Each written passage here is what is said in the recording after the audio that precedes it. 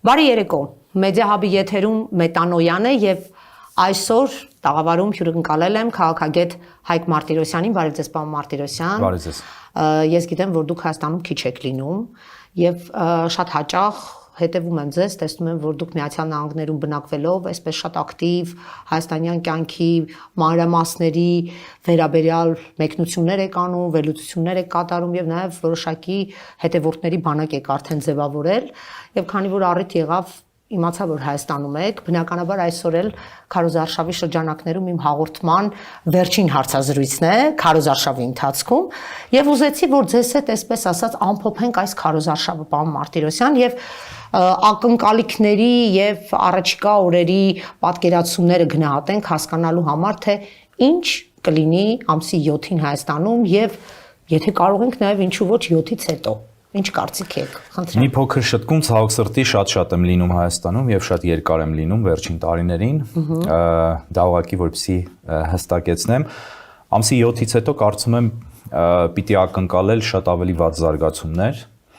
Կարծում եմ, որ ոչ թե կարծում եմ, այլ վստահ եմ, որ Նիկոլ Փաշինյանը եթե անգամ ինչ որ հրաշքով պարտվի, որին ես կասկածում եմ, բայց այնուամենայնիվ եթե պարտվի, իշխանությունը չի հանձնելու։ Եվ ամեն ինչ անելու է, որպեսզի չհանձնի։ Դա իմ կարծիքն ու համոզմունքն է։ Եվ դրանից հետո, եթե այդ սցենարով գնաց, պիտի հասկանանք, թե ինչ ակնկալիքներ ենք ունենալու ժողովրդական արձագանքից։ Ես կարծում եմ, որ մեծ հաշվով ոչինչ էլ չի տեղի ունենա։ Այնպես որ կարծում եմ, որ շատ ցավալիորեն եւ ողբերգականորեն Նիկոլ Փաշինյանի իշխանությունը շարունակվելու է Հայաստանում։ Պարոն Մարտիրոսյան, միանգամից վատատեսական ուղով։ Ես կասեի իրատեսական։ Գնացիք, ես չեմ ուզում այդպես լինի, ճիշտն ասած, եւ ամեն դեպքում ուզում եմ հասկանալ, որ ասում եք, եթե հրաշքով էլ պարտվի, իշխանությունը չի տալու, դա ի՞նչ է նշանակում, այսինքն եթե պարտվեց, ո՞նց չի տալիս։ Մեխանիզմներ կգտնի Նիկոլ Փաշինյանը, որովհետև իմ համոզմամբ իր համար սա ինքը դիտարկում է որպես լինել չլինելու հարց։ Սա կենսական խնդիր է իր համար, իր կյանքի առանցքն է եւ մենք գիտենք ինքը ինչքան պատրաստ է ամեն ինչի հանուն պաշտոնի։ Մյուս կողմից սա նշանակում է մի բան, որ պիտի այնպես անել, որպեսզի իր հնարավորությունները մնալու իշխանության նվազեցվեն եւ դրա առաջին քայլը այն է, որ չեզոքները նրանք ովքեր մտածում են, որ լավ ամեն ինչ կանխորոշված է, այդպես չմտածեն եւ վեր կենան ու գնան ընտրության։ Գնան ընտրության եւ չընտրեն Նիկոլ Փաշինյանին։ Եվ չընտրեն փոքրիկ ուժերին, որոնք չեն անցնելու խորհրդարան, որոնց տրված ձայները միևնույն է բաշխվելու են խորհրդարան անցածների մեջ, ընդ որում ամենաշատ անցածներին ամենաշատն է գնալու։ Ընդ որում կարծում եմ քչերն են կասկածում, որ ամենաշատ ձայները Նիկոլ Փաշինյանն է ստանալու այս ընտրություններում եւ հետեւաբար իր ձայները ավելի են մեծանալու այդ փոքր կուսակցությունների մասնակցության արդյունքում։ Ընդհանրապես ես կարծում եմ, որ շատ կեղտոտ երևույթ տեղի ունեցավ, երբ այս ճակատագրական եւ ես կասեի այս տեսքով Հայաստանը այնպեսին ինչպեսին դեռ մենք մի քիչ ճանաչում ենք, վերջին ընտրություններն են սրանք լինելու այս տարբերակով եւ այս ընտրություններին չմիավորվել եւ հանդես չգալ մեկ միասնական տեխնացիով ուղղակի բարոյական հանցագործություններ բոլոր քաղաքական ուժերի կողմից։ Եվ այդ պարագայում մնում է, որ ընտրողները գնան եւ իրենց շատ ծանր քվեն ստեղծեն հսկայական ձայների քանակությամբ եւ այդ քվեն գնա Փաշինյանի հիմնական մրցակցին։ Պարոն Մարտիրոսյան, ամեն դեպքում տեսեք, դուք ասում եք միասնական ճակատ ձևավորեն եւ մեկ ընդդիմադիր տեխնացիով գնային։ Ես վստահ եմ, որ դուք շատ լավ պատկերացնում եք, թե մեր ընդդիմադիր դաշտը ինչպիսի պառակտվածություն ունի։ Ոչ միայն որ Նիկոլն է պառակտել ամեն ինչ, այլ նաեւ ներսում ընդդիմությունը ուներ պառակտվածություն։ Եվ այսպես առանձին ճակատներով գնալը, առանձին քաղաքական ուժերով գնալը, շատ շատերը, այդ թվում եւ ես մտածում եմ, որ ամեն դեպքում սա դրական լուծում եղավ, որտեղ մարդ կա Քոչարյանին չի ընտրում, այն մյուսը Ծառուկյանին չի ընտրում, այն մյուսը Սամվել Կարապետյանին չի ընտրում։ Ամեն մեկը իր հետևորդների եւ իր ընտրողների բանակը ձևավորեց։ Այստեղ կարևորը այն է, որ իրենք շատ ձայն հավաքեն։ Չէ, ինչի՞ է ձայները եթե չեն ասում խորհրդարան, ձայները փոշիացվում են եւ իրենց ձայները չեն կորում, դրանք բաշխվում են անցածների միջև։ Եթե այդ 3-4 ընդդիմադիր ուժերը, որոնց մասով ոնց հասկանում եմ նաեւ անուղակի կոչ եք անում, որ եթե պիտի գնաք ընտրեք, իրենց ընտրեք, հա, այն փոշիացնողներին չընտրեք։ Եթե ընտրում են, այս մարդիկ 4%-ը հաղթահարում են, այնտեղ երկու դաշինք են 8%-ն են հաղթահարում։ Ինչու չի կարող բան փոխվել, որ ըստ ձեզ, ինչու չի կարող։ Որովհետև այս պարակտվածությունը առաջին հերթին շատ կարևոր հարցեր եք բարձրացնում, փորձեմ հերթով գալ։ Առաջին հերթին պարակտվածությունը քաղաքական ուժերի միջև նշանակում է, որ այդ քաղաքական ուժերը արժանավոր ուժեր չեն, որովհետև եթե երկիրը եւ ազգը եւ պետությունը կործանվում է, եւ սա կործանման եզրին չի կանգնած, կործանման ընթացքի մեջ է եւ արդեն մոտենում է կործանման ամենավերջին էջին։ Եվ այդ իրավիճակում չեն կարողանում ուժ գտնել իրենց մեջ միավորվելու, իսկ ես համոզված եմ ոչ թե չեն կարողանում, այլ հրահանգ ունեն իրենց հովանավորներից չմիավորվելու, որովհետև սա ձեռնտու է։ Չէ, ով կարող է, ասենք, այդ 17 կուսակցություններից անգամ բոլորի անունները միասին չենք կարող հիմա նստել։ Ես այն առաջատար թիմերի մասին եմ խոսում։ Առաջատար, ես խոսում եմ մանրների մասին եւ խոսում եմ նաեւ առաջատարների մասին։ Եվ այդ պարակտվածության հետևում ես տեսնում եմ քաղաքական արտաքին օրակարգ, մասնավորապես ռուսական օրակարգ, որի թիկունքում կա թուրքական եւ ադրբեջանական օրակարգ, իմ համոզմամբ։ Հիմա եթե խոսում ենք մեծերի մասին, պիտի հասկանանք, որ եթե մեկ հավաքական տեխնացու լիներ, այդ հավաքական տեխնացուն եթե հաղթեր եւ ունենար շատ ծանրակշիռ ձայներ, եւ օրինակ ասում եք Բարգավաճին քվեարկողը, եթե լիներ մեկ տեխնացու, ասենք իդեմը Սամվել Կարապետյանի, գնալու էր Սամվել Կարապետյաններ քվեարկելու, որտեղ Բարգավաճը լինելու էր Կարապետյանի հետ։ Եթե Քոչարյանը ունի մարդիկ, որոնք իրեն ուզում են քվեարկել եւ մյուսներին չեն ուզում, հաստատ եթե Քոչարյանը միանար կամ իր ձայները տար ինքն պես ես գտնում եմ տիչը մասնակցել այս ընտրություններին, բայց կոչ աներ միանալ եւ քվեարկել Կարապետյանի օգտին, հաստատ դա շատ լուրջ ծանրակշիռ կերպար կստեղծեր քաղաքական հաղթողի, որին արդեն ընդդիմանալ եւ որին չընդունել եւ որի հաղթանակը չճանաչել հնարավոր չէ լինի եւ կապահովվեր հաստատ հաղթանակ։ Ես համոզված եմ, իմ սուբյեկտիվ կարծիքն է սա, որ Քոչարյանի մասնակցությունը ինքնին միտված է Նիկոլ Փաշինյանի իշխանության պահելու։ Այնպես ինչպես դա տեղի ունեցավ 2021 թվականին, հետո գնացին ընդդիմություն աշխատեցին։ Բայց հիմա այնպիսին է իրավիճակը, որ երբ որ նայում ես քաղաքական քարտեզին, քաղաքական բառը ախր Հայաստանի համար այդքան էլ ճիշտ չի, որտեղ ոչ մի բան Հայաստանում քաղաքական չի։ Բայց քաղաքական process-ներ են, ուզենք թե չուզենք։ Ես կասեի փնթի process-ներ, ինչպես միշտ է եղել։ Հիմա կա մի ուժ, որը միակ իրական այլընտրանքն է Նիկոլ Փաշինյանին, դա Սամվել Կարապետյանի ուժն է։ Ես այդ ուժի մեջ շատ բաներ չեմ ընդունում, ես իրենց բազմաթիվ գաղափարների հետ կատեգորիկ համաձայն չեմ։ Ես տեսնում եմ լուրջ խակություն այդտեղ, լուրջ անհասություն։ Չէ, նաև գաղափարական առումով, կադրերի առումով, տեսնում եմ կադրային լրջագույն քաղց, տեսնում եմ նաև սխալ կադր։ Ես տեսնում եմ բազմաթիվ մինուսներ, որոնց մասին իդեպ ընտրություններից հետո կխոսեմ։ Հիմա չեմ ուզում խոսել, բայց սա ինչ եմ ասում, ուզում եմ ասել, որ այնպես չի, որ ես այդ թիմի մեջ եմ, այդ թիմի անդամ եմ, այդ թիմին եմ փորձում։ Չէ, ես շատ օբյեկտիվորեն կողքից լինելով, իմանալով, որ իրենք էլ իմ շատ գաղափարներ չեն ընդունում, ես փորձում եմ իրականությունը ներկայացնել։ Իրենք են միակ ուժը եւ միակ այլընտրանքը, որը եւ փող ունի, եւ որոշակի դրական իմիջ ունի, ընդ որում պիտի ասեմ, որ վերջին օրերին հարցազրույցների նայելով Սամվել Կարապետյանի շատ ավելի դրական իմիջ է ձևավորվել, արդարացիորեն։ Տեսնում ես, որ այդ մարդը հայրենիք սիրող մարդ է, եւ ես շատ եմ կասկածում, որ այդ մարդուն որևէ պայմաններում հնարավոր լինի մղել հայրենիք հանձնելու, հնարավոր լինի ճնշման բաներ անել։ Ես տեսնում եմ սկզբունքայնություն իր մոտ։ Ես չունեմ իր հանդեպ որևէ կուլտ, ինչպես շատերը ունեն։ Ես շատ օբյեկտիվ եմ նայում։ Այս արկա իրավիճակում, երբ հայ ժողովուրդը խնդիրը չի լուծել, թողել է եկել հասել է ընտրություններին եւ իրեն թողել է տեխնացուների այս շրջանակը եւ օղակը, լավագույն ուժը, որը կարող է լինել եւ որը պետք է լինի Հայաստանի իշխանություն, դա Սամվել Կարապետյանն է։ Հիմա մյուս բանը ուզում եմ ասել այստեղ, որտեվ մեղադրանքներ կան, արդեն հնչում են, որ բավոնց դու ամերիկացի, ռուսների մարդուն եւ այլն եւ այլն։ Ես համոզված եմ, որ հենց ամերիկյան շահերի տեսանկյունից, որտեվ ես չեմ նայում իմ քթի տարածությամբ, ես նայում եմ շատ ավելի հեռու։ Ամերիկյան շահերի տեսանկյունից շատ ավելի ձեռնտու է Սամվել Կարապետյանի տեխնացությունը եւ նրա ուժի։ Ես գտնում եմ, որ նա ինչ որ պահի տեսնելով թե ինչպես է, եթե լինի իշխանություն, ինչպես է Ռուսաստանը վարվում Հայաստանի հետ եւ իրեն ինչեր են փորձում պարտադրել, ինքը ընտրելու է Հայաստանը եւ չի գնալու Նիկոլ Փաշինյանի ճանապարհով եւ ինքը դառնալու է ավելի արևմտամետ եւ դրա օրինակները աշխարհում կան, այդպիսի օրինակներ կան։ Այն, որ ինքը իր միլիարդները ստեղծել է Ռուսաստանում, իմ համոզմամբ դեռևս նրան չի դարձնում գործակալ եւ ես համոզված եմ, գոնե այս պահի դրությամբ, հետո չգիտեմ ինչպիսի փաստերի հայտ կգան, եթե դրանք կան, հուսով եմ չկան, որ այդ մարդը Ռուսաստանից ուղարկված չի եւ ընդհակառակը ընդհակառակը, ես կարծում եմ, որ Ռուսաստանը իրեն օգտագործում է եւ կարծում եմ, որ իր դեմ վարվող արշավի հիմքում հենց կանգնած է Ռուսաստանը, ներկայացնելով նրան որպես պրոռուսական, որպեսզի մարդիկ նրանից խորշեն, Ռուսաստանը չսիրող զանգվածը ահռելի է այսօր Հայաստանում եւ Ռուսաստանի արածները գիտակցող զանգվածը, որպեսզի նրանից խորշեն եւ գնան եւ ընտրեն Ռուսաստանի իրական տեխնացուին Նիկոլ Փաշինյանին։ Սա շատերի համար ոչ օրթոդոքս բան է, որտեղ այս հասարակության մեջ, այսինքն հիմա երբ հանրային եւ հասարակական ընկալումներում կա այն փաստը, որ Նիկոլ Փաշինյանը գնում է դեպի Եվրամիություն, չհաշված որ իրեն այնտեղ ոչ մեկ չի սպասում, ոչ էլ հրավիրում է։ Չէ, իրեն սպասում են այնտեղ, բայց իրեն շատ են սպասում, Հայաստանին շատ են սպասում Եվրամիությունում եւ Եվրոպայում եւ ամերիկյան ճամբարում, բայց փաստը այն է, որ Նիկոլ Փաշինյանը չի գնում արևմուտք։ Չի գնում ոչ դեպի Եվրոպա, ոչ դեպի արևմուտք, Նիկոլ Փաշինյանը գնում է ուղիղ դեպի Բաքու եւ Անկարա, եւ այդտեղից ճանապարհ չկա դեպի արևմուտք։ Այսինքն ոչ Ռուսաստան է գնում, ոչ Ինքը Ռուսաստանի միջնորդությամբ Ռուսաստանը ձեռքը բռնել է Նիկոլ Փաշինյանի եւ Հայաստանի եւ ուղեկցում է դեպի Ադրբեջան եւ Թուրքիա։ Լավ, այս դեպքում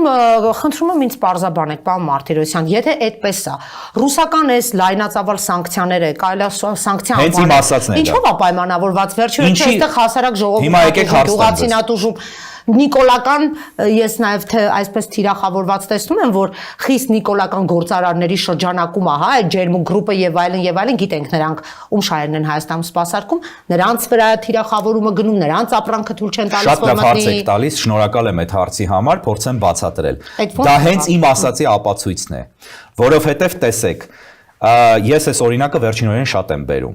Երբ ամերիկյան նախագահական ընտրությունների նախորդին Վլադիմիր Պուտինին ամերիկյան լրատվամիջոցները հարցրեցին, թե ով է ձեր նախընտրած տեխնացուն ամերիկյան նախագահի համար, ասեց միանշանակ Ջո Բայդենը, նա շատ փորձված է, նրա հետ հեշտ է աշխատել եւ այլն։ Հետո ասեց Քամալա Հարիսը։ Իսկ գիտեք ում էր շատ ուզում որ անցնի որպես նախագահ Վլադիմիր Պուտինը Միացյալ Նահանգներում, Թրամփին։ Եվ տեսանք, որ Թրամփի վարչակազմը շատ ավելի նեյտրալ իրեն պահեց ուկրաինական պատերազմում եւ Ռուսաստանի համար շատ ավելի մեծ խնդիրներ լուծեց, քան դա վստահաբար անելու էր Բայդենի վարչակազմը կամ Քամալա Հարիսի վարչակազմը, որոնք ճիշտ հակառակն էին անելու եւ շատ ավելի մեծացնելու էին ճնշումը Ռուսաստանի վրա, այդ եւ ռազմական առումով։ Ինչ հնարք է սա։ Սա մի հնարք է, որ Պուտինը գիտի, չէ, որ իրեն ամերիկյան հասարակությունը չի սիրում եւ չի ընդունում։ Եվ արդյոք ինքը ասում է Բայդենին եւ դրանով հույս ունի, որ ամերիկացիները կլսենք, ասեն, ով Վլադիմիր Պուտինը ուզում է Բայդենը լինի, գրանք Բայդենին ընտրենք։ Ոչ, պետք է ասեն, տեսեք, ուզում է Բայդենը լինի, գնանք ուրեմն Թրամփին ընտրենք։ Հիմա այդպիսի թեմա չի քննարկվել մերոնց մասով։ Չէ, հիմա ես ասում եմ, հիմա նույն տրամաբանությամբ մենք ինչ ենք կարծում, որ Կրեմլում հիմարներ են նստած։ Դա այդպես չի։ Կրեմլում նստած են մարդիկ, որոնք ահռելի պետական փորձ ունեն, գաղտնի օպերացիաների եւ բազմա վեկտոր, բազմաստիճան օպերացիաների եւ վերջապես KGB-ի եւ FSB-ի պլանավորման հսկայական փորձ ունեն եւ հսկայական օպերացիաներ են իրականացնում աշխարհում, նախագահական ընտրությունների են միջամտել եւ նախագահ են ընտրել տվել Ռումինիայում ընդամենը անցյալ տարի։ Ուղղակի Ռումինիան չեղարկեց, այդքան խելք ունեցավ, այդ ընտրությունները չեղարկեցին, այդ տեխնացուին հանեցին մեջտեղից եւ ռուսական ճամբարում վայնասուն սկսվեց։ Օրբանին էին սատարում ամբողջությամբ եւ Օրբանի օգտին էին աշխատում Հունգարիայում եւ հունգարացիները մերժեցին դա եւ ընտրեցին լրիվ նոր տեխնացուի։ Հիմա ավարտեմ, եթե դուք գտաք ներողություն։ Ասեք, ես ուզում եմ անպայման Թրամփի Հայաստանում ես էլ կանդրադառնամ դրան, այո, Հայաստանում ինչ են անում իրենք ճնշում են գործադրում, տնտեսությանը վնասում են, ցույց են տալիս, որ իրենք շատ ագրեսիվ են, հարձակվում են տնտեսության վրա եւ դրանով ինչ են անում։ Օրինակ, իմ կարծիքով Ռուսաստանից ուղղորդվող եւ այս ռեժիմին սպասարկող, հայաստանյան ռեժիմին սպասարկող խոսնակները, խոսող գլուխները ասում են իբրև թե դա Ռուսաստանը նրա համար է անում, որ ասում է տեսեք Ես ճնշում եմ, որ դուք ին տեխնացուին ընտրեք, որ եթե չընտրեք, ավելի վատ կլինի ձեր համար։ Դա շատ պրիմիտիվ մտածողություն է, դա հենց այն է, ինչ Ռուսաստանը ուզում է, որ մարդիկ մտածեն։ Իսկ կարող ենք մի քիչ գերագնահատել Ռուսաստանի արտաքին քաղաքականության մեջ իր դրսևորումները։ Ես կարծում եմ թերագնահատել ենք։ Հիմա ասեմ ինչի է դա արվում։ Ռուսաստանը դառնում է շատ պարզ պատճառ, որ ինքը ապուշ չի։ Իրենք չեն վատություն չեն անում, որ գնան իրենց ընտրեն, իրենց մարդուն ընտրեն։ Եվ պատահական չի, որ Պուտինը նույն ձևով նստած Նիկոլ Փաշինյանի հետ խոսում է, Սամվել Կարապետյանին ակնարկելով, ասում է մեր քաղաքացիներին մի խոսքով ասած իմաստն է, որ պետք է լավ նայել, պետք չի նեղել բան եւ այլ։ Ինչի է ասում, այդ նույն Բայդենի պատմությունն է։ Եվ այդտեղից ես համոզված եմ, որ իրենք ամեն ինչ անում են, որպեսզի ռեակցիա առաջացնեն իրենց հանդեպ, Նիկոլ Փաշինյանին ներկայացնեն որպես հակառուս, եւ հայ ժողովուրդը ասի, այ նրանք Ռուսաստանի մեր հետ այդքան կեղտոտ բաներ անողների ներկայացուցիչներն են, մասնարարպես Սամվել Կարապետյանը։ Ուրեմն եկեք գնանք այնուամենայնիվ չուզելով եւ չսիրելով ընտրենք Նիկոլ Փաշինյանին եւ ԿՊ-ին։ Սա է ամբողջ հաշվարկը։ Ռուսները թքած ունեն թե իրենց Հայաստանում ինչպես են վերաբերվում։ Իրենց համար կարևորը իրենց տեխնացիոն անցնելն է։ Ուզում եմ ասել, որ Նիկոլ Փաշինյանը եւ մասնարարպես Ալենը Սիմոնյան եւ մնացածը բազմաթիվ անգամներ հայտարարել են, որ իրենք ոչ միտեղ ՀԱՏՄ-ից չեն գնում, Ալենը ասաց, որ ռուսական ռազմաբազան մնալու է մինչև 2040-ական թվականներ, այդ խնդիրը չկա, մունաթ էր գալիս Deutsche Welle-ի գերմանական պետական հեռուստաալիքի ռուսախոս լրագրողի վրա, թե ինչի ես ինձ հակառուսական հարցեր տալիս, ուղղակի բացեք նայեք YouTube-ում դրած է։ Մարդիկ հավաստիացումներ են անում Ռուսաստանին, որոնք իրենք չեն խախտում եւ չկա մի բան, որ իրենք Ռուսաստանի դեմ արած լինեն։ Լավ է, Պլյուս 200 անգամ Ռուսաստանի հետ խոսող ղեկավարը, որը ինքն է ասում, որ ինքը 200 անգամ խոսել է 7 տարվա մեջ։ Բայց ասում եմ իմ ընկերն է։ Նիկոլ Փաշինյանն ասում է Պուտինն իմ ընկերն է։ Բա վերջ, բա էլ ինչ հակառուսական, էլ ինչ արևմուտք գնալ, այդպես արևմուտք են գնում, Մոսկվայով եւ Անկարայով գնում են արևմուտք։ Այստեղ մենք արդեն բանը տողատակերն ու իրական հանրային հայտարարությունները սա խառնեցինք իրար։ Եթե տողատակա, ուրեմն պիտի տողատակով էլ մնար։ Բացահայտ Պուտինին ասել, որ նա իմ ընկերն է, դա իրեն հիմա օգուտ է տալիս, թե վնաս, եթե հանրային քաղաքականության մեջ դրա հակառակ քարոզչություն։ Այո, քարոզչությունը անում են, բայց Մոսկվային մեսիջները ուղարկում են, այնուամենայնիվ։ Հիմա ես ուզում եմ անդրադառնալ Թրամփին։ Դուք Միացյալ Նահանգների քաղաքացի եք, չէ՞, հանդիսանում։ Հայաստանի քաղաքացի եք, շարունակում մնալ, ահա։ Հիմա տեսեք, Թրամփը այսպես մեծ ողջավորությամբ իր X-ում գրեց, որ մենք աջակցում ենք Նիկոլ Փաշինյանը ամենաազատական, հա, դեմոկրատ, այսպիսի մագդիներով էր օծել եւ այլն բնորոշումներ էր տվել։ Դրանից հետո պետքարտուղարը եկավ Հայաստան։ Դրանից մի քանի ամիս առաջ Վենսը փոխնախագահը եկավ Հայաստան։ Մի ջերմ ջան ու ջիգար ներողություն այսպես արտահայտությանս համար իրար հետ արդեն փոխգործակցություն էին անում, արդեն հայ ատոմականներ են կառուցում մեր մոտ եւ այլն, բայց մենք երբ պիտի փողը տանք այդ չմոռանանք։ Դրանից հետո Եվրամիության մի ամբողջ այսպես շուկով եւ հանդիսապետությամբ գալիս են Հայաստանում Եվրամիության լիդերները, բոլորը գալիս են աջակցություն են հայտնում, գումարած Զելենսկին է գալիս, գումարած Մոլդովայի նախագահը գալիս է այստեղ պայմանագրեր աստորագրում, գումարած Մոլդովայի ընդդիմադիր, ներողություն Բելորուսի ընդդիմադիր այն տիկինն է գալիս Հայաստան ու մի թևածում է արևմտյան տրամադրություններ։ Հիմա ինձ կարող եք բացատրել այս հակասությունները ինչով է պայմանավորված ըստ ձեր թեզերի։ Հրաշալի հարց է, մի քիչ ժամանակ է պահանջելու բոլոր ես քանի որ երկար ձևակերպումը տվեցի, բայց այս երկու կողմերը պիտի անդրադառնանք հասկանանք։ Բայց այնքան հարուստ էր հարցը եւ այնքան կետեր կան, որ ես կուզենամ անպատասխան չթողնել ոչինչ։ Ուրեմն առաջին հերթին սկսեմ ամենավերջից Մոլդովայի Բելարուսի մասով ընդդիմության առաջնորդի Տիխանովսկայան, որ եկավ իրանց որը ընտրված նախկին նախագահն է Բելարուսի, որ այդպես չդառավ նախագահ, ասում եմ ընտրված դրա համար։ Այո, Տիխանովսկային ընդունում է, բայց մյուս կողմից Լապշինի մուտքը արգելում է։ Ընդ որում բելարուսական սանկցիայով քանի անգամ այդ մարդուն այստեղ կալանավորեցին, ձերբակալեցին ավելի շուտ, հետո ազատ թողեցին երկար պատմություններից հետո, բայց բելարուսական բաները հետախուզման քարտը պայմանականորեն ասած գործում է Հայաստանում։ Եվ բասա ոնց հասկանանք։ Մարդը մնում է, շարունակում է մնալ ռուսական, բելարուսական ծիրում ամբողջությամբ, միաժամանակ հայհոյելով, հայհոյում է, բայց գործողությունները այլ բան են ցույց տալիս։ Տիխանովսկային ընդունեց, ձեռքը սեղմեց, այդ ամեն ինչը դերասանություն էր արևմուտքի համար։ Պետք է նայենք իրականում ինչ, իրականում բայց այնպես չի որ Լուկաշենկոյի հետ լավ են, իրականում Ալեքսանդր Լապշինի մուտքը արգելեցին Հայաստան, այդ մարդուն, որը ամենահայամետ գործիչներից մեկն է թերևս աշխարհում, եթե կարելի ասել, եւ շատ խելացի բաներ է խոսում հայերի եւ Հայաստանի մասին, այդ մարդուն փակեցին Հայաստանից։ Հիմա դե ասում են դա էլ է ագենտ։ Դե հայերի համար աշխարհում բոլորը ագենտ են, բացի նրանցից, ովքեր իրականում ագենտ են։ Ես բան չունեմ ասելու, այդտեղ ծիծաղելի բաներ են զավեշտալի։ Բայց սա թողնենք մի կողմ։ Հիմա հարցի մյուս մասին, ինչի է բա Տրամպը սատարում։ Այո։ Էլի այդ նույն պրինցիպն է։ Եվ սատարում է թե չի սատարում։ Միանշանակ սատարում է, չէ, նույն սկզբունքը չի։ Լրիվ ուրիշ սկզբունք է։ Տրամպը անկեղծորեն սատարում է Նիկոլ Փաշինյանին։ Տրամպի վարչակազմը անկեղծորեն սատարում է Նիկոլ Փաշինյանին։ Բայց ինչի ոնց այդպես։ Այդպես, բա ոնց է ստացվել, որ Տրամպի վարչակազմը անկեղծորեն սատարում էր նաև նույն Վիկտոր Օրբանին եւ Ջեյդի Վենսը գնաց Բուդապեշտ հատուկ մասնակցեց նախընտրական արշավին եւ կոչ արեց ընտրել Օրբանին, երբ Օրբանը Եվրամիությունում ամենապրոռուս ղեկավարն էր։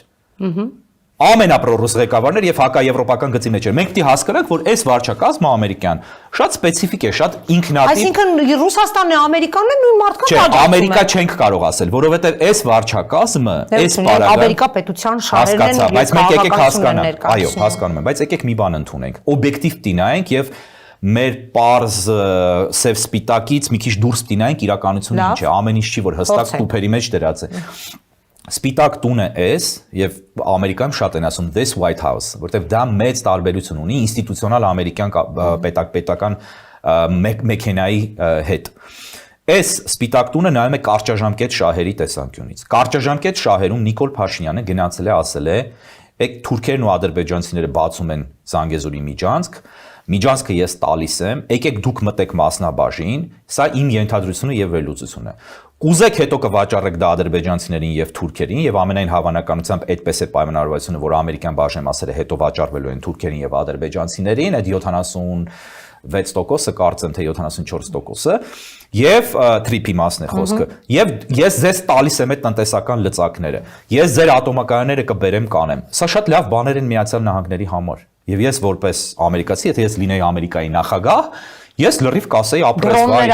վայ ինչ լավ է, ինչ հրաշալի է։ Իրոք այդպես կասեի եւ իրոք այդպես եւ կսատարեի որպես ամերիկյան նախագահ։ Բայց պիտի նայենք, որոնք են կարճաժամկետ շահերը Միացյալ Նահանգների, որոնք են երկարաժամկետ։ Կարճաժամկետ շահերի տեսանկյունից այդ առումով շատ ձեռնտու է Միացյալ Նահանգներին։ Դրա համար Թրամփը լինելով կարճաժամկետ շահեր հետապնդող ադմինիստրացիա, վարչակազմ, միանշանակ սատարում է, որտեղ Հայաստանի որևէ այլ ղեկավար դա չի արել։ Պլյուս մյուս կողմից ովքեր են ռուսների հանդեպ դրական քայլեր կատարելու, ել չասեմ Քոչարյանին, կողմնակիցներ։ Այսինքն իրենք ասում են, եղբայր, սա ասում է գալիս եմ ձեր մոտ, գալիս եմ դեպի արևմուտք, ինչքան էլ խափի այնուամենայնիվ գոնե խափում է, գոնե միտում է ցույց տալիս, քայլեր է անում, բերել է մեզ այս բանն է տալիս, ծրագրերն է տալիս, մեզ բերեց Թրամփի ու անգամ Թրամփի անունով կոչեցին Ալիևի հետ միասին, վստահ եմ որ դա այլ Ալիևի գաղափարներ, խելացի գաղափար, հա։ Եկեք այսպես այն երկարաժամկետ ամերիկյան շահերի տեսանկյունից իմ կարծիքով սա խիստ վնասակար է Ամերիկայի Միացյալ Նահանգների շահերին։ Նույն թրիփը, նույն Նիկոլ Փաշինյանի վարքագիծը ընդհանրապես, որովհետև եթե Ադրբեջանը միանում է Թուրքիային, իսկ Ադրբեջանը միջանցքով միանում է Թուրքիային եւ դառնում են մեկ միասնական արդեն ոչ միայն տարածաշրջանային, այլև աշխարհի մասշտաբով գերտերություն կամ մայրցամաքային գերտերություն ավելի շուտ, դա սպառնալիք է Միացյալ Նահանգներին։ Յուրաքանչյուր տարածաշրջանային կամ ավելի շուտ մայրցամաքային, ել չասեմ համաշխարհային գերտերության առաջացումը Միացյալ Նահանգները դիտարկելու է եւ իրականում հանդիսանում է դա Միացյալ Նահանգների սպառնալիք։ Հայաստանը այսօր ստեղծում է տրվելով Թուրքիային եւ Ադրբեջանին ստեղծում է թուրքական գերտերություն եւ դա Միացյալ Նահանգների շահերի չի բխում։ Դա հատկապես չի բխում Իսրայելի շահերից, որովհետեւ Իսրայելի քաղաքական միտքը եւ քաղաքական դաշտը ամբողջությամբ առավոտից գիշեր խոսում են մասին, որ հաջորդ պատերազմը լինելու է Թուրքիայի դեմ եւ որ Իսրայելի ամենաիսկական եւ ամենավտանգավոր թշնամին աշխարհում դա Թուրքիան է։ Հիմա այս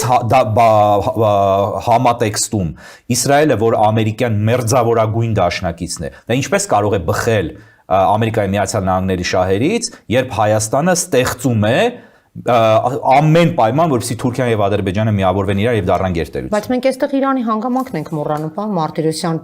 Միացյալ Նահանգների համար թեկուզ ինչպես դուք եք ասում, կարճաժամկետ այս նախագծի եւ պրոյեկտի տեսլականի մեջ կարևոր հանգամանք է, որ Իրանը դուրս մղվի ամբողջությամբ այս գործընթացներից, բայց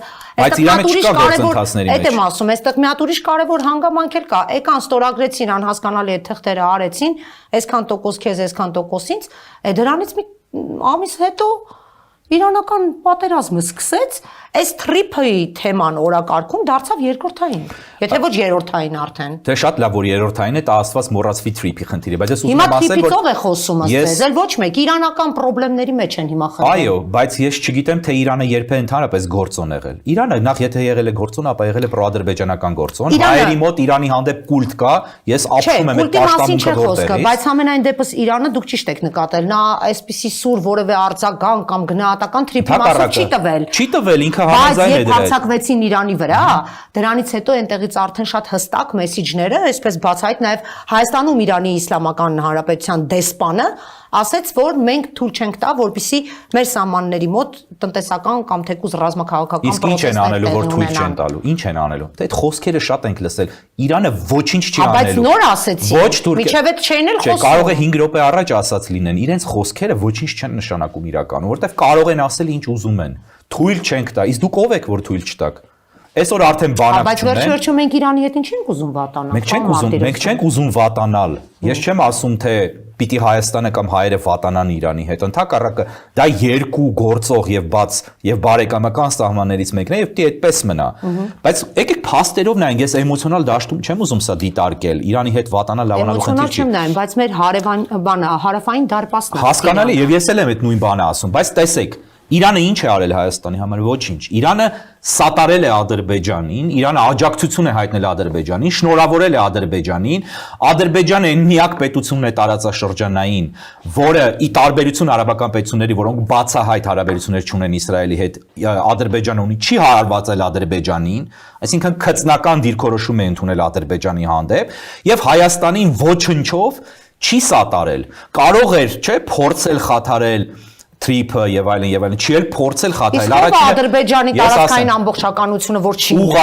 ուղղակի չի կարողանում տարածաշրջանային երկրներ բոլորն է Ադրբեջանի ամբողջականությունը ճանաչել։ Որովհետեւ Հայաստանն է ճանաչել եւ նրանք են ճանաչել, բայց Իրանը պետք է իր շահերով է, չէ, առաջնորդվում իբր թե։ Եթե իր շահերով է առաջնորդում, կարող էր գոնե չշնորհավորել Ադրբեջանին ճակերտների մեջ իր տարածքները ազատագրելու կապակցությամբ, իսկ իրականում հայկական հողերը գրավելու կապակցությամբ։ Բայց դա արել է, կարող է ինչ անել։ Հիմա, բայց դա թողնենք մի կողմ։ Իրանը շատ կարևոր հարևան է Հայաստանի համար։ Բայց Իրանը ոչ ռազմական ուժ ունի այլևս։ Այո, իշխանությունը մնում է, այո, իրենք ահռելի դիմադրողականության ռեսուրս ունեն, որպես հնագույն պետություն, իմաստնագույն ժողովուրդ ունեն։ Բայց այս ռեժիմի օրերը այսպես թե այնպես հաշված են, եթե այս տարի չլինի, կլինի մի 5 տարվա մեջ, բայց կլինի։ Եվ իրենք բացարձակապես ոչ մի ռեսուրս, սա պիտի հայերը հասկանան, չունեն որևէ բան անելու, հատկապես հիմա, այս պատերազմից հետո, այո, այս պատերազմում իրենք կարող է չեն ջախջախվում ամբողջությամբ։ Ռեժիմափոխություն չի լինում իրենց մոտ այս պահին ամբողջությամբ։ Այո, դա հստակ է, իրենք հսկայական դիմադրողականության ռեսուրս ունեն, եւ իրենք կապիտուլյանտ չեն։ Իրենք չեն կապիտուլացվում եւ այդտեղ իրենք արժանի են հարգանքի իրենց ժողովրդի մտածողության բանի առումով բայց ինչ պետություն է այսօր ինչ իշխանություն է այսօր այնտեղ լինելու եւ ինչի են իրենք ընդունակ ոչինչի ընդունակ չեն լինելու լավ Իրանի մասն անցանք դուք ասում եք որ Ամերիկայի համար սա կարճաժամկետ մի պրոյեկտ էր Թրիփը Սպիտակ համար, այս սպիտակ վարչակազմի համար, այսինքն Թրամփի վարչակազմի համար եւ հերահար նպատակների տիրույթում եթե դիտարկում ենք, սա իրեն անիմաստ ոչ ձեռնտու նախագիծ է։ Ընդհակառակը վնասող ես կարծում։ Այո, վնասող բան, ինչով է վնասում։ Ասեցի Թուրքիայի հզորացումը դա վնաս է Միացյալ Նահանգներին եւ հատկապես Իսրայելին։ Բայց Թուրքիան իրեն շատ լավ ռազմավարական պարտներ երկիր է Ամերիկայի Միացյալ Նահանգների համար հանդիսանում։ Եվ գերխնդիրը որ Ռուսաստանին էստեղից հանեն, դա իրենց աշխարհակաղակական խաղերի գլխավոր հանգամանքն է։ Այո, Ռուսաստանին հանելը մոլուցք է, բայց զարմանալիորեն դա մոլուցք չի այս սպիտակ տան համար եւ այստեղ էլ կա հակասություն։ Այս սպիտակ տան համար դա մոլուցք չի, որտեղ այս սպիտակ տունը շատ լավ աշխատում է Կրեմլի հետ։ Բայց Եմեն այլ մոտեցումներ ունի։ Եմեն այլ մոտեցումներ ունի, բայց Եմեն լուրջ ռազմական եւ տարածաշրջանային խաղացող եւ գործոն չի։ Ցավոք սրտի։ Այս սրանից եմ ուզում մի հատ էլ խոսեք եւ պարզաբանեք Եմենի մասով։ Իհարկե ավարտեք այն նախորդ թեմայի։ Ես ուղղակի միտքս կտրվեց, բայց ոչ։ Չէ, Ամերիկայի մասով էիք ասում, որ կարճաժամկետ։ Այո, չէ, դուք ասիք Ամերիկան շատ լավ աշխատում է Թուրքիայի հետ, այդ դրան անդրադառնալու։ Ամերիկան շատ վատ է աշխատում Թուրքիայի հետ։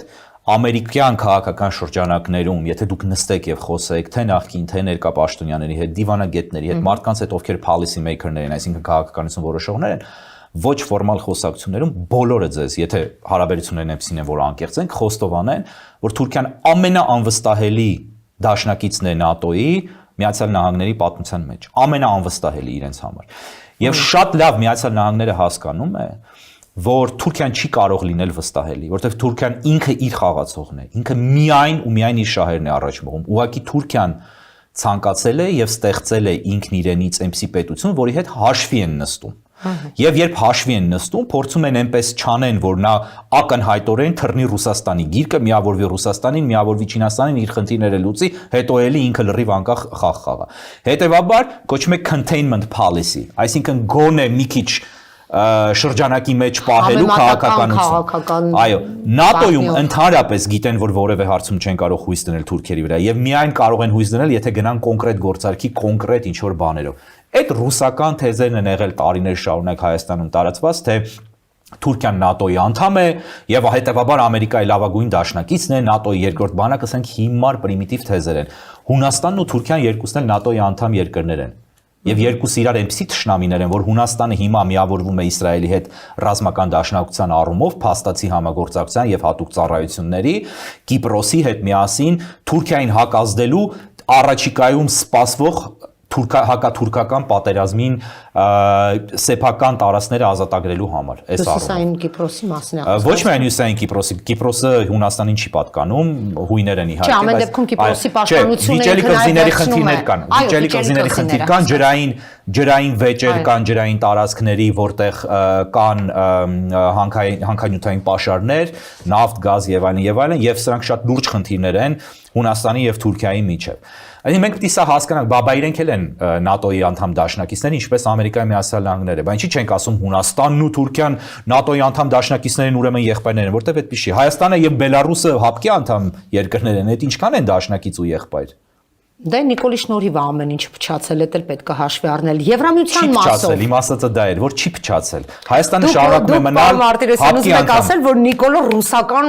բան է այստեղ։ Ճիշտ եմ հասկանում։ Ես հստակ ասում եք, որ իրեն պաշտպանում է Ռուսաստան։ Ես 2018 թվականին սատարել եմ իր չհեղափոխությունը, կարծելով, որ դա իրական փոփոխություն է իշխանության, եւ Հայաստանը հեռանալու է Ռուսաստանից եւ այլն եւ այլն։ Բայց հիմա, եթե ինձ հարցնեք, ես խորագույն համոզմունք ունեմ, որը այլևս իմ մեջից երբեք հանել չի լինի, որ դա FSB-ի հատուկ օպերացիա էր կամ Կրեմլի հատուկ օպերացիա էր, իշխանությունը փոխանցելու մեկին, որը ռուս-ադրբեջանա-թուրքական պայմանավորվածությունները հանձնելու Արցախը եւ ընդհանրապես Հայաստանը թուրքական աշխարհին ընդդեմ կամ ավելի շուտ փոխարենը ստանալով հսկայական զիջումներ եւ համագործակցություն Ուկրաինայի հարցում կամ չեզոքություն եւ համագործակցություն չեզոքության տեսքով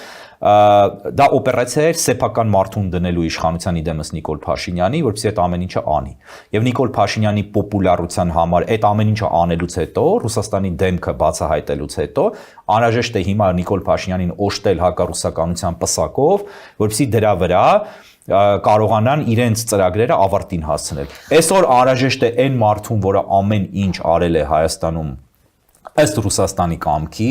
անհրաժեշտ է ամեն գնով պահել իշխանության, որպեսզի այս բոլոր process-ները ավարտվեն։ Հիմա տեսեք, պարոն Մարտիրոսյան, մենք մեր զրույցի ընթացքում ֆիքսեցինք, որ ամեն դեպքում Ամերիկայի համար նախապատվության ենթակա երկիր չէ Թուրքիան, հա, այս արձանագրեցինք ըստ ձեր տեսակետի։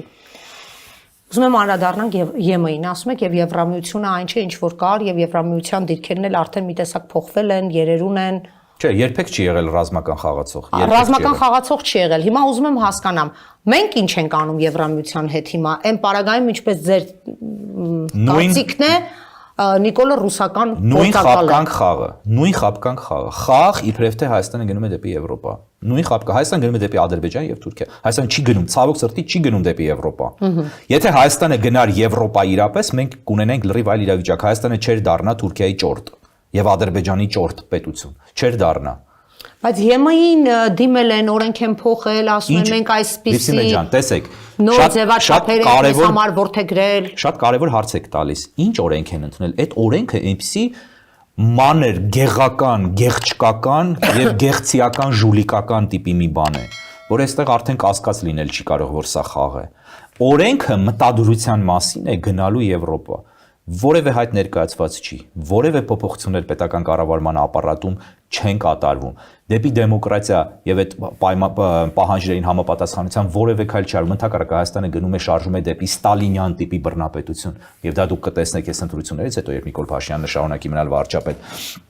Այս ամեն ինչը դերասանական խաղեր են։ Հայաստանը ինչ է արել կոնկրետ դեպի Եվրոպա գնալու եւ Ռուսաստանից հեռանալու համար։ Ոչինչ։ Սառեցրել է իր անդամակցությունը ՀԱՊԿ-ում, բայց ինչի ՀԱՊԿ-ից դուրս չի եկել։ Բայց դա այդպես չի կարելի է միանգամից բռնելու, սառեցնել։ Մենք վերջի այստեղ լիքը հարցեր ունենք, լիքը խնդիրներ ունենք։ Այո, սառեցնել չի կարելի, եթե դու գնում ես Եվրոպա, դու դուրս ես գալիս։ Հասել օգնության, որ մենք էլ տենց միանգամից կոշիկները հանում ենք, մտնում ենք ջուրը։ Այդպես չի։ Սա մի քիչ ավելի լայն թեմա է, այո, սառեցնել չի կարելի, որովհետև դուք դիտեր համար ունենաս։ Չի լինում, որ մենք կարողանանք համագործակցել բոլորի։ ՀԱՊԿ-ից։ Չէ, չես կարող համագործակցել։ Կներեք մեկ հետույքով 3 աթոռի վրա չես կարող նստել։ Բայց այս փուլում մենք դրա կամքը եւ դրա հնարավորությունը չունենք նաեւ ընդհանուր ռազմաքաղաքական, աշխարհաքաղաքական տիրույթում։ Մենք ոչ մի կամք չունենք։ Եթե մենք կամք ունենայինք, մենք ունենայինք այլ դաշնակիցներ։ Այս դաշնակիցը այսպես կոչված, իդեմս Ռուսաստանի եւ ՀԱՊԿ-ի ակնհայտորեն դավաճանել է Հայաստանին եւ հայերին եւ հանձնել է թուրքերին եւ Ադրբեջանին, վերջ։ Սա փաստ է ու հանձնելու է մինչեւ վերջ, որտեղ ինքը գործարք ունի նրանց։ Սա փաստ է, սա անհերքելի է։ Բա որ այդպես է, պարոն Մարտիրոսյան, եթե սա հակադեմոկրատ է, հակամարդու իրավունք է, հակահումանիստ է եւ բոլոր հակաազգային է, բոլոր տեսակի վատ մագդիրները ես սրա մասին կարող եմ ասել։ Բայց այդ Եվրամիությունը իր տարբեր քաղաքասարակության ծրագրերով, իր ներկայացուցիչներով, իր ֆինանսավորվող կորպորատիվ շահերով էստեղ, այդ ինչի չեն ասում, տղա ջան, ես ինչ ես անում։ Բա ժողովրդավարությունը, բայց մարդկանց անմեղ բոլորին տանում ես բանտերն ես լցնում։ Ուր է Էլի շատ կարևոր բան եք ասում։ Ուր է։ Նախ լավ չի, որ այդպես է իրականությունը, Սա ոչ թե լավ չի, սա հենց խոսում է նրա մասին, որ Եվրամիությունը իրան ամբողջությամբ պաշտպանում է։ Իհարկե պաշտպանում, ես ասում եմ, որ պաշտպանում, ես չեմ ասում չի Բա պաշտպանում։ այսքան քաղբանտարկյալ։ Բայց հիմա դրան ես անդրադառնամ։ Այս ռեպրեսիաները, այդ քաղբանտարկյալները հիմնականում ռուսական ուղղվածություն ունեցող մարդիկ են։ Եթե ռուսական Facebook-ի գործակալ է Նիկոլաս ձեզ, բա ինչի է ռուսական, այսպես ասած, չակերտավոր այդ գործակալական ցանցի որովհետև Ռուսաստանը թքած ունի իր մեծ խնդիրը լուծելու համար, ինքը փոքրիկ ձկնիկներին հանգիստ կարող է կերակրել մեծ շնաձկներ։ Բայց Նիկոլը նրանց տանում բանտանստացնում ես դեպքում։ Իհարկե։ Ինչի համար։ Ասում եմ, որովհետև պետք է ցույց տալ, որ ինքը հակառուսական է եւ Եվրոպայի եւ Ամերիկայի աջակցությունն է ստանում դրանով, ցույց տալով։ Հիմա դուք շատ կարևոր հարց բարձրացրեցիք եւ ես նրան վաղուց եմ ուզում անդրադառնալ ու շնորհակալություն, որ այդ հնարավորությունը տալիս եք։ Բա Եվրոպայի մարդու իրավունքներ բան եւ մենք դի հասկանանք, որ հայերը միշտ ապրում են ինչ-որ ակնկալիքներով ուրիշներից արդարության եւ այլն, իրենք այդ մասով չեն մտահոգվում, իրենք թքած ունեն սեփական երկրում ինչ է կատարվում, բայց միշտ ակնկալում են, որ ուրիշը պիտի գա իրենց իրավունքները պաշտպանի, իրենց իր սահմանած ստանդարտները պահի։ Եղբայր աշխարհը այդպես չի աշխատում։ Աշխարհը աշխատում է այլ կերպ, մանավանդ այսօրվա վայրենի աշխարհը։ Եվրոպան ունի այդ ստանդարտները իր համար են։ Կլինես եվրոպական համայնքի անդամ, կլինես Եվրոպայի հետ միևնույն ռազմական դաշինքներում, կլինես Եվրամիության մեջ, կլինես համայնքի անդամ ինչպես ասեցի, այդ ամեն ինչը քեզ էլ կվերաբերվի, չես լինի, քեզ նայելու են շահերի տեսանկյունից, սա շատ նորմալ է։ Կներեք, Երևանում փողոցի գիծ չի կարողանում մեքենան փոխել, մեկը մյուսին չի զիջում, դուրս են գալիս իրար գլուխ են ջարդում։ Այս վայրենության մեջ ապրելով, ուզում են, որ աշխարհը լինի ինչ որ բան Արիստոտելյան սկզբունքների վրա հիմնված եւ պահանջում են արդարություն, մի քիչ իջեք ներքև ժողովուրդ եւ նայեք իրականությանը։ Իրականությունը այնպեսին է, թե դու քեզնից ինչ ես ներկայացնում, եթե դու գնում դառնում ես Թուրքիայի եւ Ադրբեջանի ճորտ եւ հետո ներգրավում ես նրանց մեջ, թքած են ունենալու քո ամեն ինչի վրա, ընդունելու են քեզնից այն ինչ որ քեզնից վերցում են։ Դադարել է պետք այդ հիմար արդարություն փնտրելը, մարդու իրավունքներից խոսելը, որ ուրիշները չեն պաշտպանում քո մարդու իրավունքները, դուք պաշտպանեք։ Ժողովուրդ դժգոհ եք ձեր մոտ հաստատվող բռնատիրությունից, որը իրոք իմ համոզմամբ հաստատվում է։ Ես ստալինյան տիպի բռնատիրության եք գնում։ Դժգոհ եք, բողոքեք, դուրս եկեք բողոքի։ Դժգոհ եք, բողոքումա պարոն Մարտիրոսյան բռնում տանում են այդ մարդկանց, հաջորդող տները խուզարկում են։ Իսկ այդ ում չեն բողոքել, ում տունը չեն խուզարկել բողոքողներից այսպիսի երկրներում, ամենտեղ էլ արել են, բայց մարդիկ պայքարել են։ Հայաստանում չեն ուզում պայքարել։ Բա որ այսպիսի երկիր ենք, ինչ Եվրամիություն, հարգելի պարոն Մարտիրոսյան, ինչ Եվրամիություն։ Ինչ Եվրամիություն։ Դրա համար Հայաստանի տեղը Թուրքիա եւ Ադրբեջանի։ Այսինքն Եվրամիություն գնալը դա ֆեյք օրակարգ է, մենք սա պետք է արձանագրենք, դա ֆեյք իրական օրակարգ է, որը ֆեյքացրել են։ Ես նախորդ բոլոր իշխանությունների օրոք աշխատել եմ, դուք ինձ լավ հիշում եք, դեռևս 97-98 թվականներին, թերևս առաջին նախագահի օրոք ես դեռ ուսանող էի եւ նոր առաջին քայլերս էի անում լրագրության մեջ, ուրեմն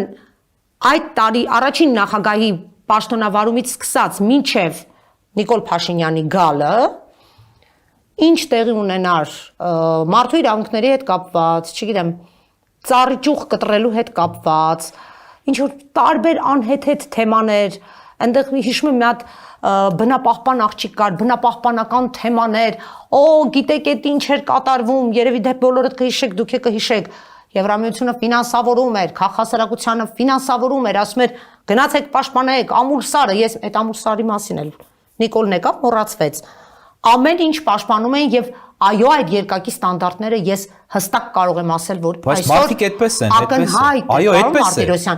Բա այն ժամանակ ինչի՞ն ամեն ինչին արձագանքում, Ասեմ, հիմա չեն շատ լավ հարց արձագանքում։ եք տալիս եւ ասեմ, ճիշտ հարց եք տալիս, ասեմ ձեզ։ Թե թփի խնդիր չի, մարդկային կյանքերի խնդիր է, ծառի խնդիր չի, Նորից մարդկային մենք ուզում կյանքերի ենք խնդիր է։ արդարություն փնտրել այնտեղ, որտեղ մենք ոչինչ Ախր չենք արդարություն անում։ չեմ փնտրում, ուզում եմ ասեմ Չէ, բայց ինչի ես են ձեզ այս չեմ ժամանակ ասում։ նույն Հայաստանի իշխանություններին ահաբեկում բոլոր տեսակի բանով, դա էլ իրենց համար այո,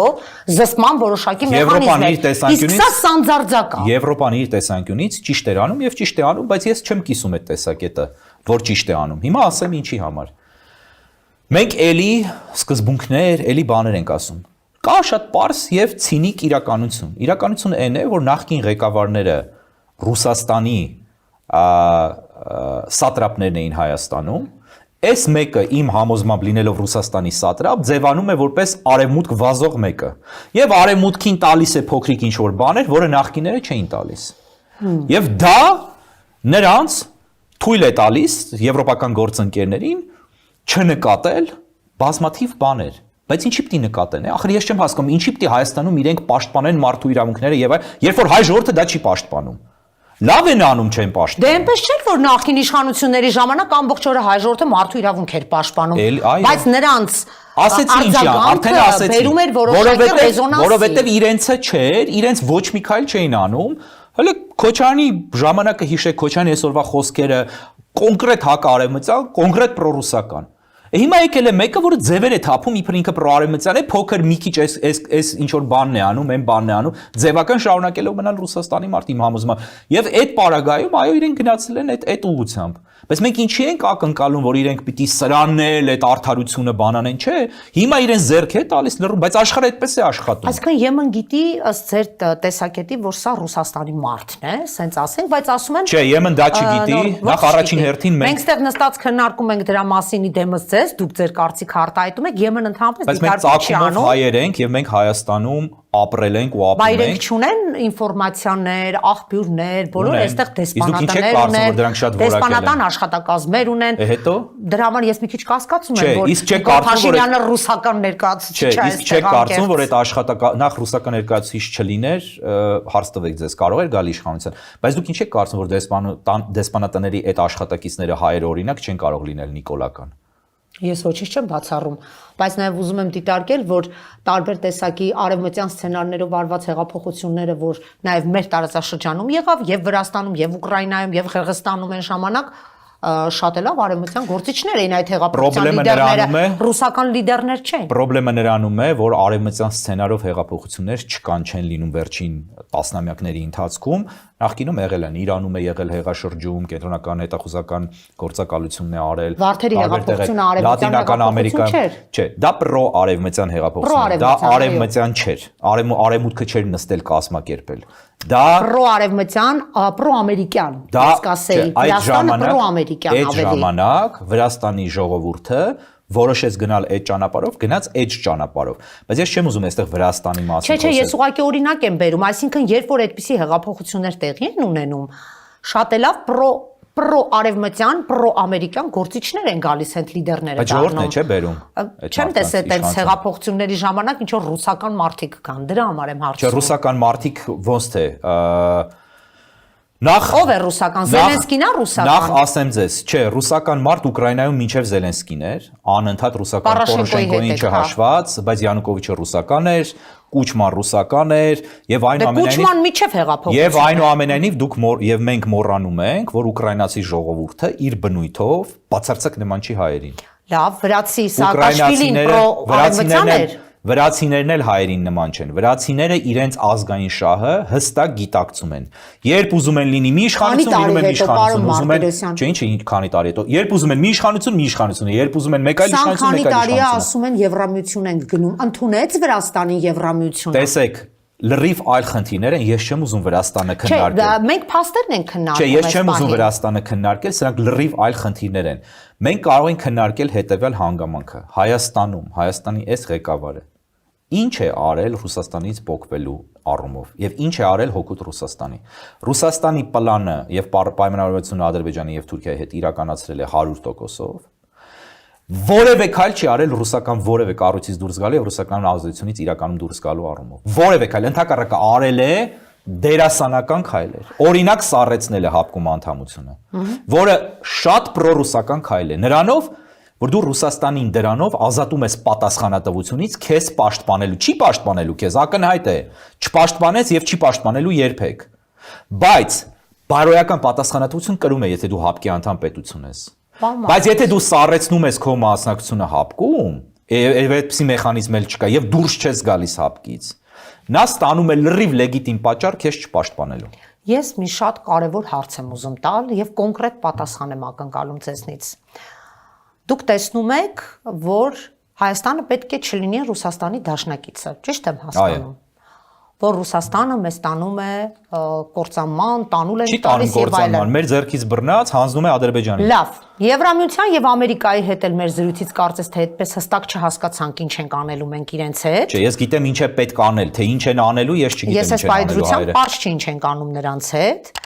բայց ես ուզում եմ ուղիղ ձեզնից պատասխան լսել։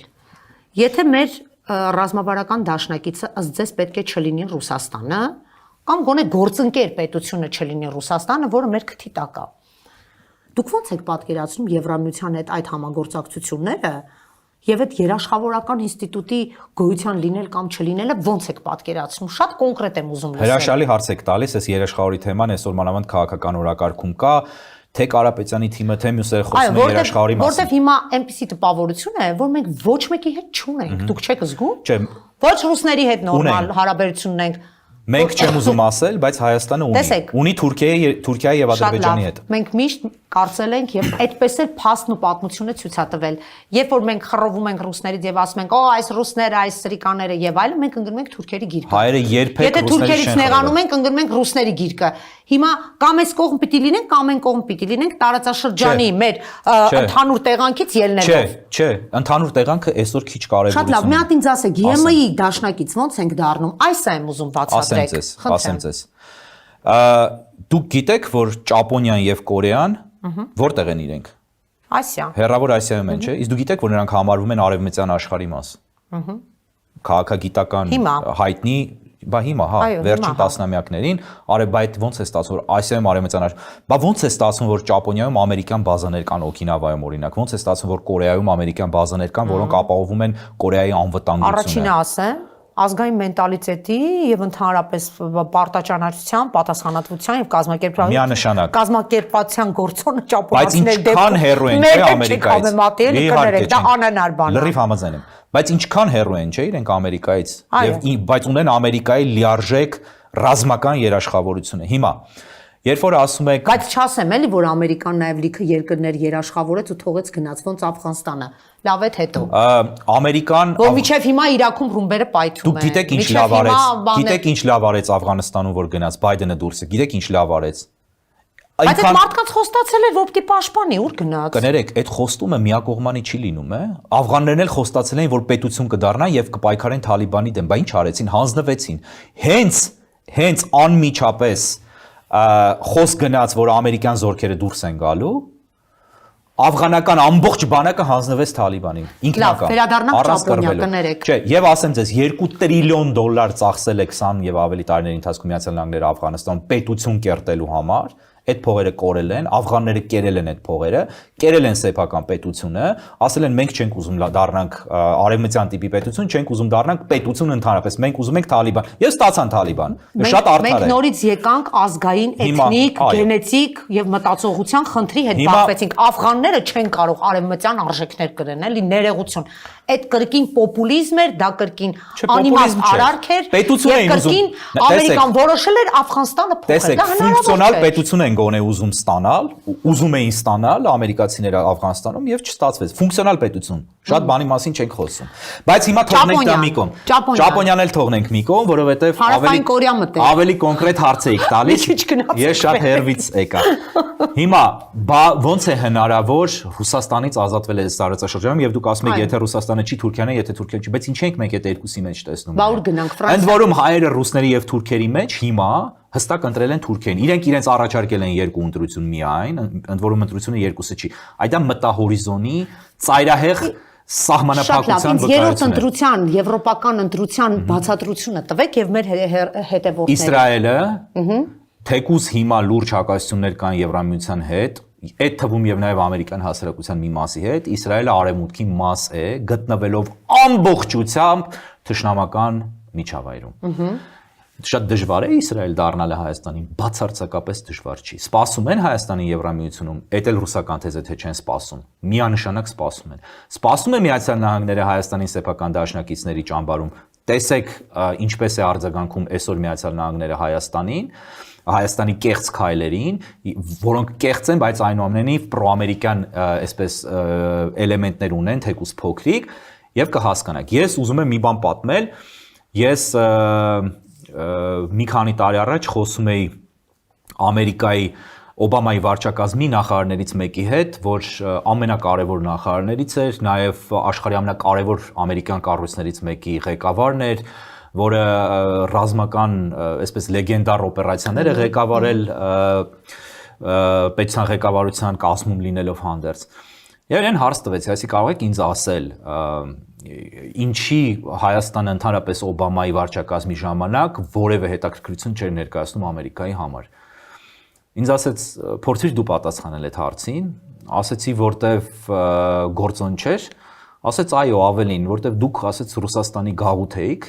եւ ձեզ պատկերացնում եք միայն Ռուսաստանի գաղութի ծիրում, այդ պատճառով ասեց մենք երբեք հայերին չենք ընկալել որպես մի առանձին խաղացող, որ այդ կարելի է հաշվի նստել։ Եթե հարցեր կար Հայաստանի հետ կապված, Ռուսաստանի հետ էր քննարկվում։ Երբ որ դու դրանից ազատվում ես, դու դառնում ես շատ ցանկալի եւ շատ կարեւոր Միացյալ Նահանգների համար, որովհետեւ չկա մի երկիր աշխարհում։ Ռուսաստանից ազատվում ես, գնում ես Ամերիկայի հետ ես սկսում համագործակցել։ Միևնույն է, դու Ռուսաստանի հետ չես համագործակցել։ Ռուսաստանի հետ երբևէ չի համագործակցել Հայաստանը։ Հայաստանը եղել է ճորտ Ռուսաստանի միշտ։ Ճորտ։ Իսկ ճորտի հետ ինչ ուզում անում են, ստրուկ ես կասեի, ստրուկ հետ ինչ ուզում անում։ Նույնն էլ է մյուս թևում ալինում, էլի կներեք, էլի նույնն է։ Ամերիկան չունի ճորտեր։ Մեթոդներն են մի քիչ տարբեր, էլի։ Շատ տարբեր են, բայց Ամերիկան չունի ճորտեր եւ ստրուկներ։ Լիպսիմե ջան, ասեմ ինչու, որովհետեւ ամերիկյան արտաքին քաղաքականության վարման կոնցեպտը դա հայերին չի վերաբերում։ Լավ, գնացինք արևմուտք, որտեղ գնացինք, ուր հասանք, ոնց ենք անում։ Հայաստանը պիտի ձգտի ինտեգրվել իսրայելական մոդելով։ Այո, ինտեգրվել Եվրոպային, մերձենալ Իսրայելին, որովհետև Իսրայելը տարածաշրջանային համար մեկ խաղացողն է լինելու եւ այս տարածաշրջանում ով կանգնեց Իսրայելի ճանապարհին, Իսրայելը ոչնչացնելու է, ընդ որում Ամերիկայի Միացյալ Նահանգների աջակցությամբ, եւ Հայաստանը չպիտի գնա դեպի Ադրբեջան եւ դեպի Թուրքիա։ Հայաստանը պիտի գնա դեպի Միացյալ Նահանգներ, Եվրամիություն, դեպի Արևմուտք, բայց պիտի իրոք գնա, ոչ թե ստից ձևերանի եւ կատարի Ռուսաստանի բոլոր պլանները, ինչպես հիմա է արվում։ Իսրայելի օրինակը երբ բերում եք, ես այստեղ մեկ դիտարկում պետք է անեմ։ Երբ որ ես նայում եմ սրանց, թե սրանք ինչ ապազգային են, թե սրանք ինչ քստմնելի են այդ հարցերում, հակա եկեղեցի, հակա ինքնություն, հակա հայ, հակա Արարատ սար, հակա ամեն ինչ, հակա յան, այսպես են բնորոշում, հակա յան։ Այս հակայության մեջ սրանք փորձում են հարաբերություններ ստեղծել եւ գնալ դեպի Եվրամիություն, համարելով, որ այդ ամեն ինչը պարանոիկ դրսևորումներ է եւ այդ ազգային գաղափարախոսությունը մեզ միայն վնաս է հասցրել։ Իրանք էս են, չէ՞ ասում։ Հիմա Իսրայելի մոդելի վրա եթե մենք պրոյեկտում ենք սա, Իսրայելը աշխարհի ամենաազգային պետություններից մեկն է։ Միանշանակ։ Իսրայելը նույն Ամերիկայի եւ Եվրամիության կողմից եթե անգամ այդ աջակցությունը ստացել է, Իսրայելի պայմաններով է ընդունել Իսրայելին։ Իսրայելի պահանջներին անսալով է ընդունել իր սկզբունքները, համարելով, որ ես պետք է ունենամ իմ կրթական, այսպիսի մոդելը, ձևը Իսրայելը այդպես է չի արել, այսպիսի բանակ պիտի ունենամ, ես այսպես եմ տեսնում, այսպիսի կրթություն պիտի ունենամ, այս եմ ես։ Եվ այդ բոլորն իր հետ իր սկզբունքներով համագործակցել են, աշխատում են մինչև այսօր, ամեն ինչով էլ օգնում են 48 թվականից սկսած, եթե չեմ սխալվում, երբ ձևավորվեց Իսրայել պետությունը։ Հիմա այս ողորմելի վիճակով, այսպես անդեմ, այսպես անհեթեթ, ներողություն, ում են պետք իրենք այս պարագայում։ Մի ամբողջ երկիր դարձրել են ներողություն ջնջոց, ուղղակի ջնջոց աշխարհաքաղաքական կենտրոնների համար։ Ջնջոց, այս ջնջոցներին ոչ Եվրամիությունն է ուզում տեսնի իրենց կողքը, то ոչ Ռուսաստանն է ուզում այլ բանի տեղ տնի։ Հավատացեք, մենակ Թուրքիային ու Ադրբեջանին էլ հետաքրքիր է, որ ըստեղով որ մնացել է դրանց էլ հանի Ռադանի իր համար ամբողջությամբ միացնի, դարձնի մի հատ թուրանական մեծ երկիր։ Սա չի։ Միանշանակ համաձայն եմ ձեզ հետ եւ այստեղ գալիս ենք մյուս հարցին։ Ինչ Իսրայել։ Միանշանակ համաձայն եմ ձեզ հետ, բայց կներեք, եթե հայ ժողովուրդը դեմ է, երբ Հայաստանը փալաս է եւ ջնջոց է, եթե դեմ է դրան, ինչ է անում։ Կարծեմ պաշտում է Նիկոլ Փաշինյանը, չասեք չի պաշտում։ Ընտրությունների արդյունքները դրա համար է։ Չէ, հիմա մերը մեզ եւ ձեզ չպիտի մենք սահմանափակենք մեզնով եւ ձեզով, մենք դինայինք իրական պատկերին։ 2020 թվականից ի վեր, կապիտուլյացիոն նոյեմբերի 9-ի պայմանագրից ի վեր, հայտարարությամբ եւ հռչակագրով սուտի ալմահաթի, որ բոլորը թքած ունեին, ոչ ոք դրա գոյության մասին անգամ չգիտեր։ Հայրենիք են հանձնել, հայ ժողովուրդը մնացել է անտարբեր քեֆերի մեջ է, հենց հիմա ես գալիս էի ձեզ մոտ, Սարյան փողոցը էլի վրաններ են խփած, էլի փակեր, էլի մի գինի ֆեստ կլինի, պիվա ֆեստ կլինի, չեմ ուզում ասել գարեջուր, հա, չգիտեմ ինչ ֆեստեր կլինեն, լափելու, լակելու միջոցառումներ եւ այլն եւ այլն։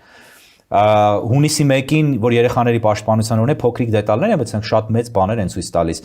Հայերը չգիտեն տարբերել տոները օրացուցային հատուկ օրերից։ Հատուկ օրը ընդամենը օր է, օրինակ կա միավ վարակի օր։ Այդ օրը միավ վարակակիրներին կարող է շնորհավորում են, հա, Սպիդով Իվաններին շնորհավորում են։ Չէ, բայց երեխաներին շնորհավորում են երեխաների օրը ինչի համար, որտեվ քեֆ են ուզում անեն, որտեվ իրենց համար կարևոր չի օրը, կարևորը քեֆի առիթ լինի։ Այսինքն ֆիքսված է կյանքը լրիվ այլ թեմաների վրա։ Հիմա եթե դեմ են, այս ինչպես դուք եք ձևակերպում ջնջոց վիճակին երկրի, 20 թվականից ի վեր Արցախ է հանձնվել։ Բա հայտարարություններ են, բա դուք ասում եք Արարատից է հրաժարվել, որ սար չի է, ազգային սիմվոլ է, ազգային ինքնության խարիսխներից մեկն է։ Բա ինչ արել ժողովուրդը։ Սպասել է գա ընտրության, գնա ընտրության, էդ էլ հələ հարցում կքվեարկեն, հա։ Հիմա էլ անուն են կպցնում Փաշինյանի այլ ընտրանքներին ու ասում են, չէ, սրանք ռուսական են, սրանք SN-ն են, սրանք չքվեարկեն, գրանք Փաշինյանին կվեարկեն, որ հանկարծ ռուսներ չեն, այսինքն ռուսները չլեն, թող թուրքերը լինեն։ Բայց ինչի պիտի մի ռուսների Այնա ֆիքսեցին, որ Փաշինյանը ռուսական պրոյեկտ է։ Բայց ինչի պիտի ռուսների եւ թուրքերի մեջ լինի ընտրությունը։ Ինչի չեք կարող ընտրել մեկին, որը ոչ Ռուսաստանի մարդն է կամ եթե Ռուսաստանից է գալիս, պարտադրեք, որ Ռուսաստանի հետ կապերը կտրի, ինչի չեք կարող ընդհանրապես այլ ընտրել։ Տեսեք, ջնջոց լինելը դա երկրի ընտրությունն է։ Դուք խոսում եք Իսրայելի մասին, Իսրայելի ժողովուրդը եւ ասում եք իրենց պայմաններով։ Իրենք սկզբունքներ են դրել եւ իրենք գործոն են եղել։ Ես վերջերս շատ եմ խոսում այդ մասին, այդ ձեր եթերով էլ ասեմ, որովհետեւ ձեր լսարանը կարծում եմ տարբեր է եւ լայն է շատ։ Շատ տիպիկ դեպք կա, որ ես վերջերս էի հայտնաբերել եւ գնացի դրա հետքերով եւ գնացի Բրիտանիա եւ Դևնում, որ ծայր հարավ արևմուտքն է Անգլիայի, գտա եւ կարգի բերեցի մեկի գերեզմանը, որ բրիտանական բանակի գեներալ էր եւ որը եկել էր Բաքու փոքրիկ սահմանափակ զորախմբով Բաքուն հայկական պահելու համար առաջին համաշխարհային օրերին 18 թվականին 17-ին ստեղծվեց ուժը, որը կոչվեց Dunster Force, գեներալ Dunsterville-ի մասն է խոսքը։ Եկավ Բաքուն հայկական պահելու, ինչի համար, որտեղ բրիտանացիները ասում էին, որ մեզ ձեռնտու է քրիստոնյա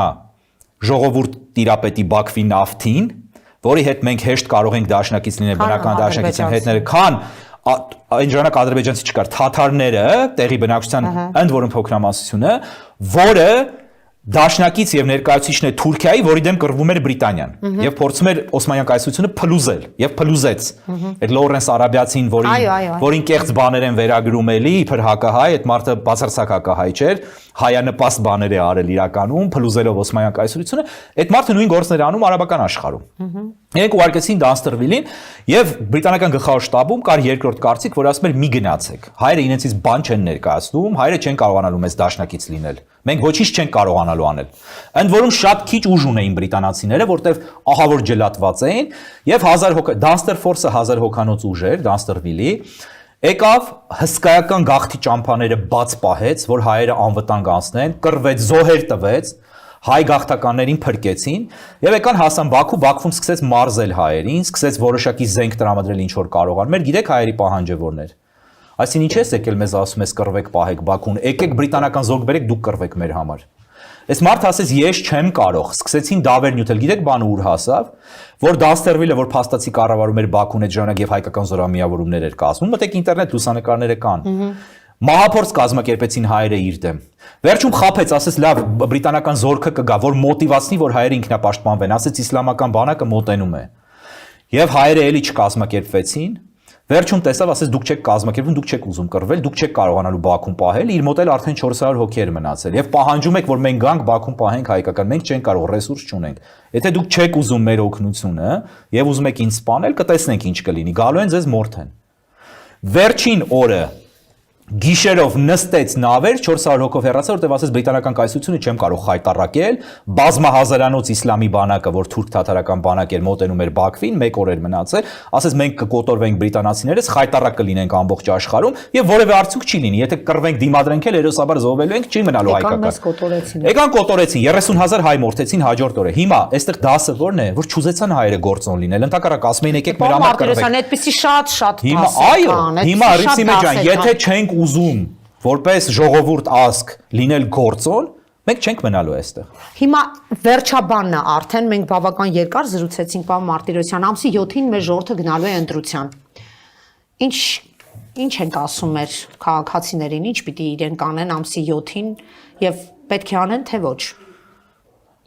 Պետք է անեն, պիտի գնան ընտրության։ Չգնալը նշանակում է քվեարկել Նիկոլ Փաշինյանի օգտին։ Նիկոլ Փաշինյանի օգտին քվեարկել իմ խորին համոզմամբ եւ իմ հավատամքն է, նշանակում է քվեարկել Հայաստանի թրքացման եւ ադրբեջանացան օգտին։ Ես գիտեմ, որ բազմաթիվ մարդիկ այդ օրակարգ ունեն եւ այդ ցանկություն ունեն։ Ուզում են, որ Հայաստանը չլինի պետություն, իրենց գլխում այդպես են ուզում, վստահ եմ, որ դարդ չքաշեն, իրենք կարծում են, թե թուրքերը գան ծաղկելու է, լավ ապրանքներ են լինելու, այդպես չի լինելու։ Իրենց ռադ են անելու այս երկրից, գալու են իրենց տեղը ապրեն։ Այնպես ինչպես եղել է արդեն եւ մենք տեսել ենք, թե որտեղ ինչ է եղել։ Ադրբեջանցիների հետ դուք չեք կարողանալու ապրել, խոսքը ձեզ չի վերաբերում անձամբ։ Ադրբեջանցիները ապրելու են ձեր փոխարեն, ոչ թե ձեր հետ։ Սա մեկ։ Երկրորդ հերթին, որ ուժն է, որը ուժ է, ունի հսկայական ֆինանսական միջոցներ, իմ խորին համոզմամբ բացարձակապես Ռուսաստանից ուղարկված ուժ չի, ընդհակառակը կարող է պլանավորված է, որ օգտագործվի առանց իր հասկանալու ռուսների կողմից Նիկոլ Փաշինյանի իշխանության պահելու համար, եւ հետո որ այդ ուժի հետ լուրջ հակասություններ ունենալու Ռուսաստանը, որ ուժն է, որ ազգային է, որից ես չեմ պատկերացնում, որ այդ ուժը կարող է Հայաստան հանձնել կամ մասնակցել Հայաստանը հանձնման ծրագրերին, որոնք ընթացքի մեջ են, դա Սամվել Կարապետյանի ուժեղ Հայաստանն է։ Որ ուժն է, որ իրականում շանս ունի անցնելու խորհրդարան, եւ եթե գնում են եւ քվեարկում են այդ ուժի օգտին, նշանակում է քվեարկում են Հայաստանի փրկվելու շանս ունենալու օգտին, չեմ ասում փրկության օգտին, որտեղ այդ փրկությունը բացարձակ երաշխավորված չի։ Ես չեմ հավատում, որ Հայաստանը կարող է այսպիսի մտածողությամբ փրկվել, որ այս ժողովուրդը կարող է այսպիսի մտածողություն ունենալ ու փրկվել, բայց շանս ունենալու համար սա միակ ուժն է, որին պիտի գնան եւ քվեարկեն։ Ասում եմ ձեզ, ես քննադատելու եմ իրենց շատ ծավալուն ընտրություններից հետո։ Եվ հաթաթ ես հիմա չեմ դա անում դետալային, որպեսզի չվնասեմ, որտեվ ես ուզում եմ, որ իրենք դառնան իշխանություն։ Շատ լավ, ամսի 7-ին իմ կոչն էլ այն է, ես որևէ ուժի երբևէ կոչ չեմ անում քվեարկեն զուտ լրագրողական իմ էթիկայից ելնելով, բայց միանշանակ առաջատար 4 ուժերից անդիմության առաջատար 4 ուժերից որ մեկին ուզում եք ընտրեք, ես այսպես եմ ասում, որպեսզի ձայները չփոշիանան եւ ձեր ձայնն էլ տեղ հասնի եւ Նիկոլն էլ գնա։ Իսկ այսքանով ավարտեմ մեր այսօրվա զրույցը, շնորհակալ եմ պարոն Մարտիրոսյան, որ ընկալվել եք, իսկ մենք հարգելի հետևորդներ, հեռուստադիտողներ, կհանդիպենք ընտրությունների օրը Մեդիա Հաբում թեժ է լինելու, այնպես որ հետևեք մեր լրահոսին, լավ մնացեք։